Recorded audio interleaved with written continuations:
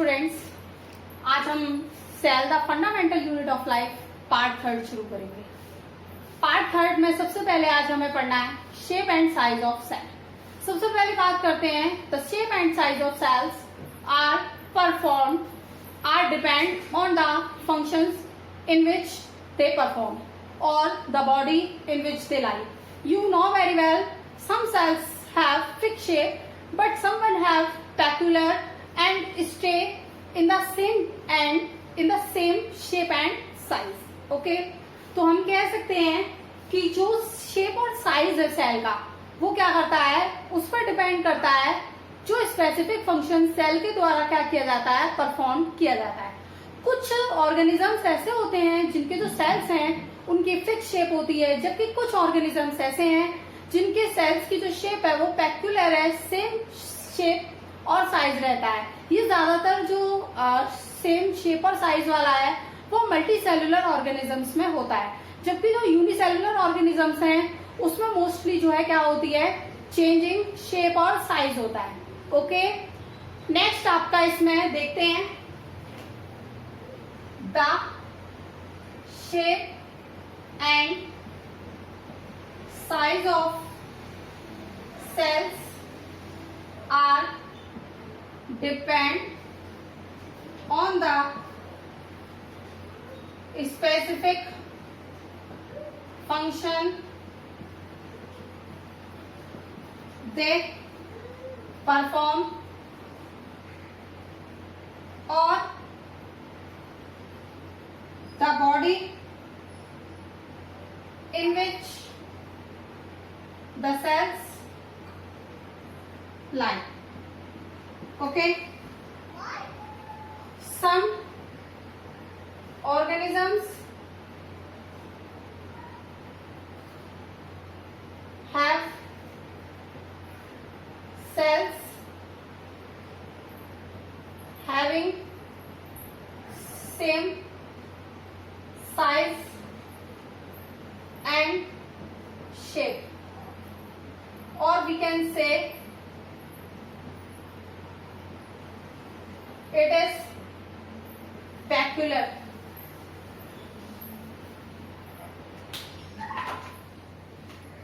These types of cells are found in multicellular organism. इस type के जो sales हैं वो किसमें पाए जाते हैं, मल्टीसेलुलर ऑर्गेनिजम्स में पाए जाते हैं। ओके, एग्जाम्पल आपका ह्यूमन बीइंग्स है, मोस्टली एनिमल्स। जो मोस्टली एनिमल्स है उनमें क्या होते हैं, इस टाइप के जो सेल्स हैं वो क्या किए जाते हैं, पाए जाते हैं। ओके, अब नेक्स्ट हमें देखना है, नेक्स्ट है आपका फिक्स शेप। तो देखते हैं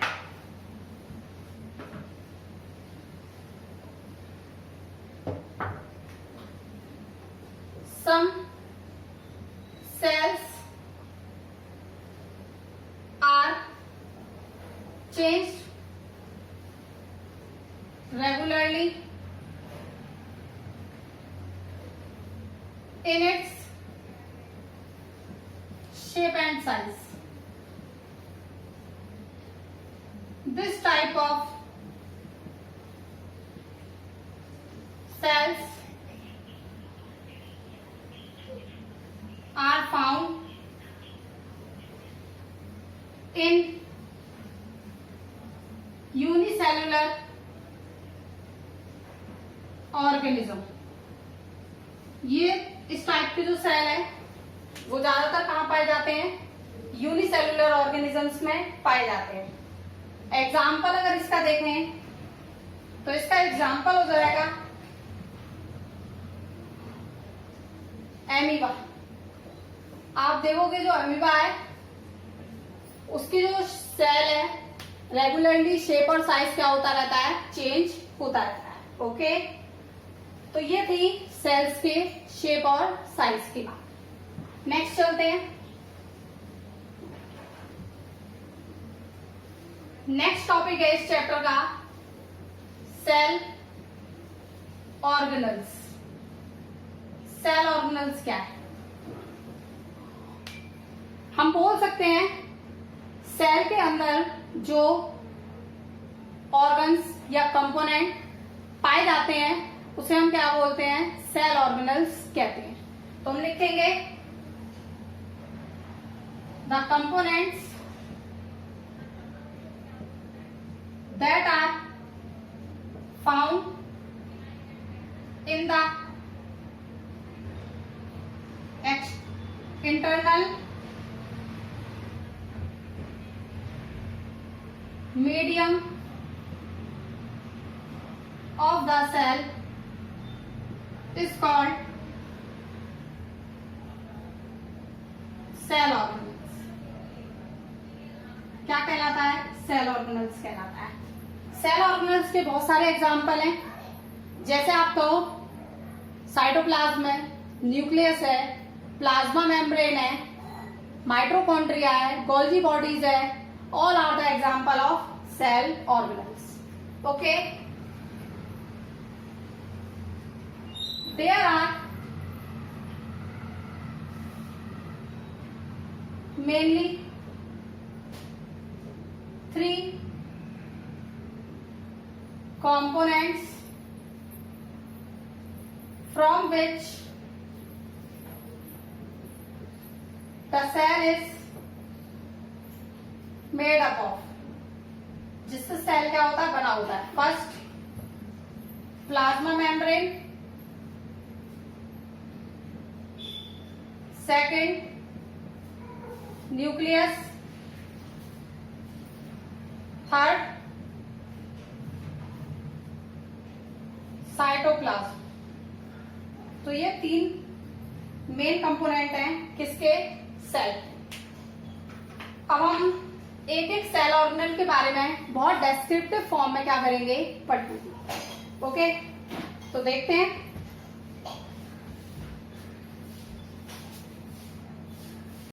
प्लाज्मा मेम्ब्रेन में the outer covering of a cell is called plasma membrane। जो आउटर कवरिंग होती है सेल की उसे हम क्या बोलते हैं? प्लाज्मा मेम्ब्रेन कहते हैं। ये जो है क्या करता है?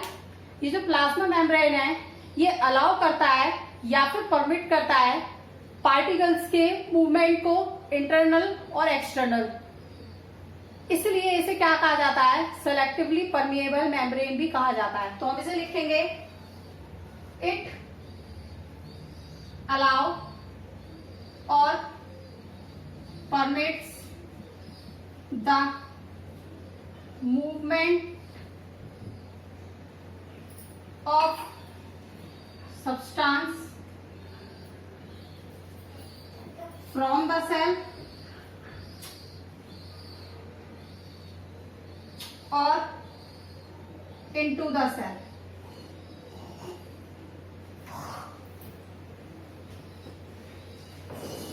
That's why it is also known as selectively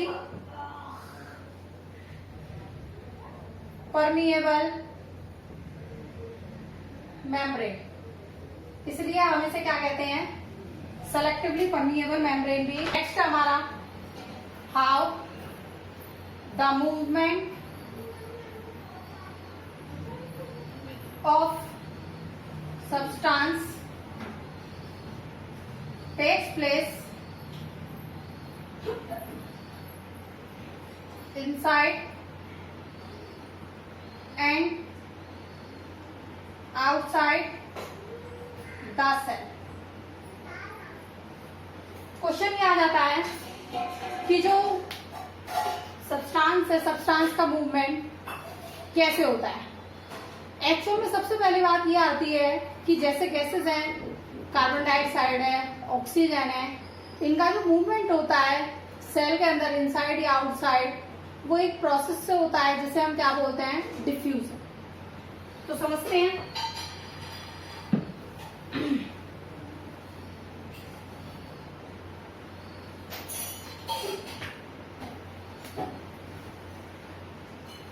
the movement of substance like CO2, O2 inside and outside the cell by the process of diffusion.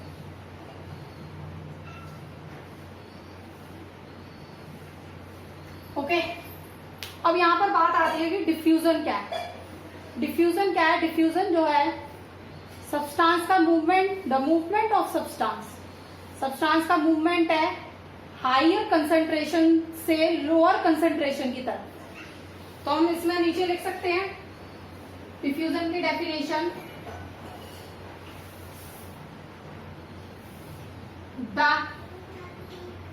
Movement of substance from a region of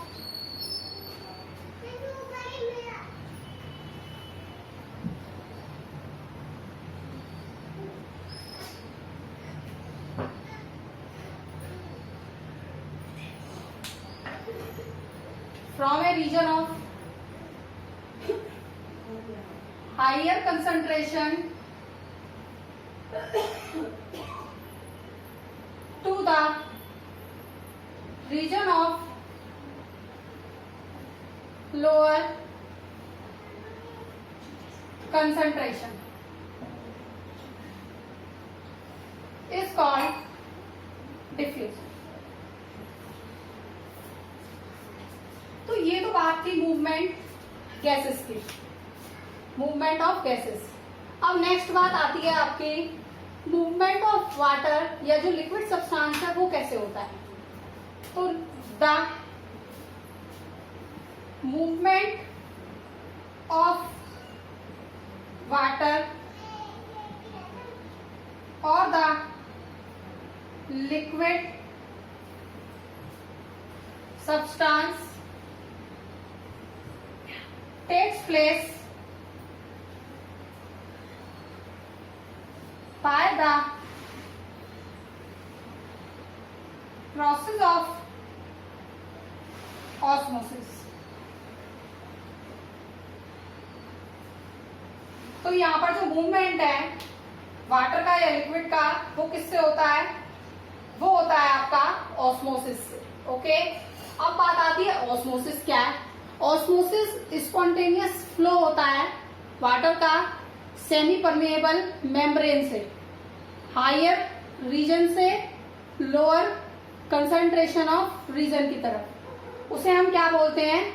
osmosis कहते हैं। तो हम इसे लिखेंगे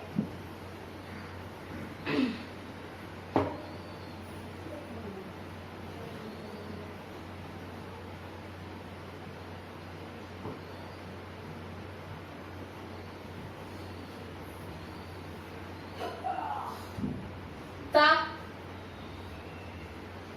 spontaneous flow of substance through a semi permeable membrane from a region of higher concentration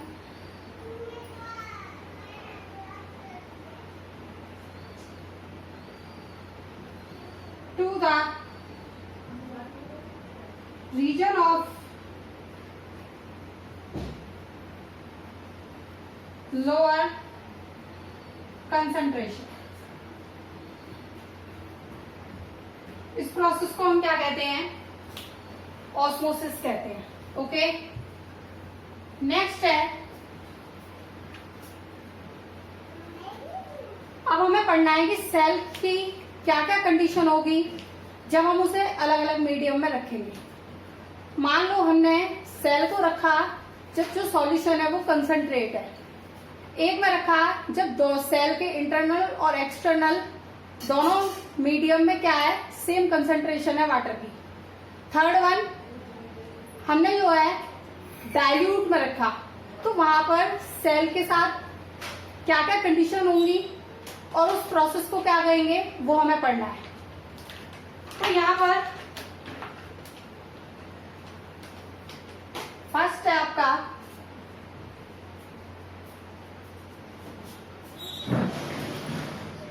hypertonic solution.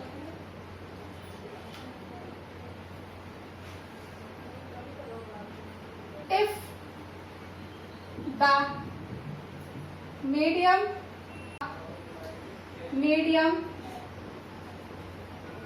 surrounding the cell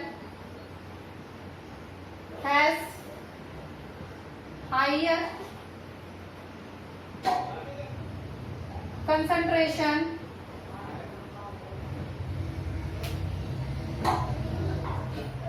then the या higher नहीं होगी, lower concentration होगी। If the medium surrounding the cell has lower concentration then the internal medium of cell is called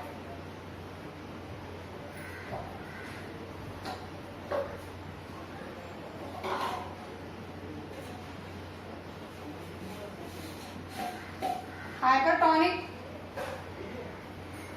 solution. उसे हम क्या कहते हैं?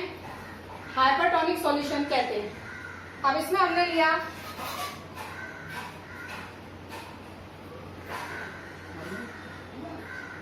The cell will loses water and the cell will shrink.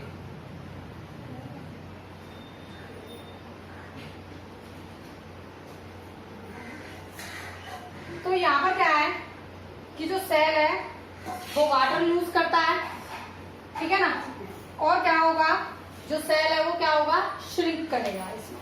Okay, ये हमारा hypertonic solution.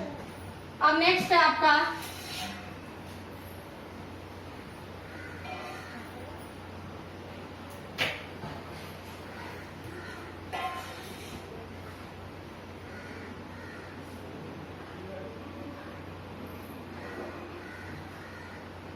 Next है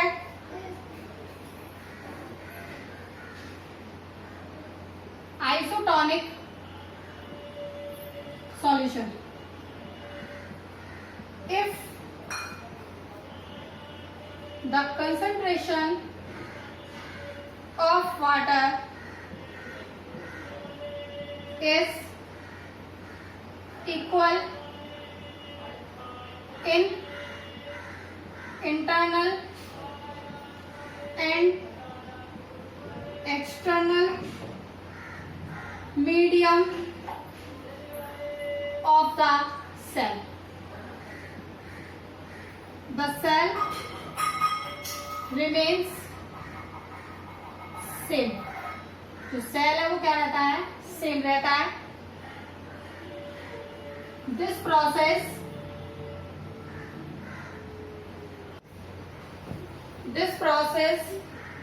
is known as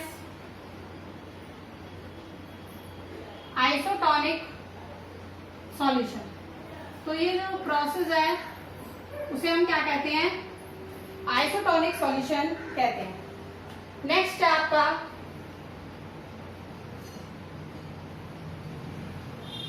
hypotonic solution.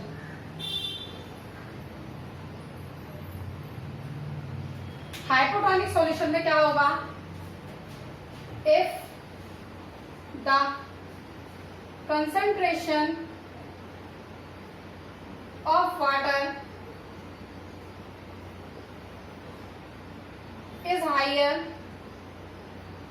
in external surrounding than the internal medium of cell. The cell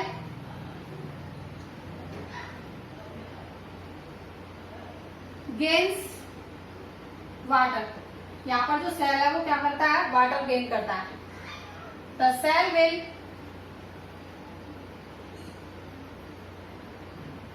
swallow. This process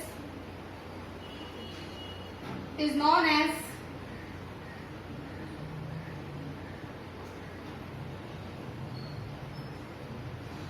hypertonic solution. तो इस process को हम क्या कहते हैं? हाइपरटोनिक सॉल्यूशन कहते हैं. तो हमने ये पढ़ा तीनों सॉल्यूशन के बारे में, प्लाज्मा मेम्ब्रेन के बारे में. अब क्या होता है? जो सेल है, सेल में एक न्यूक्लियस होता है, rounded rigid spherical shape body होती है. Inside the cell is called nucleus. जो न्यूक्लियस है एक डबल बाउंडेड मेम्ब्रेन से कवर्ड होता है, जिसे हम क्या बोलते हैं? न्यूक्लियर मेम्ब्रेन कहते हैं. तो ये सब हम नेक्स्ट क्लास में डिस्कस करेंगे. आज के लिए इतना काफी है. तो with this I am finishing today's class. Okay.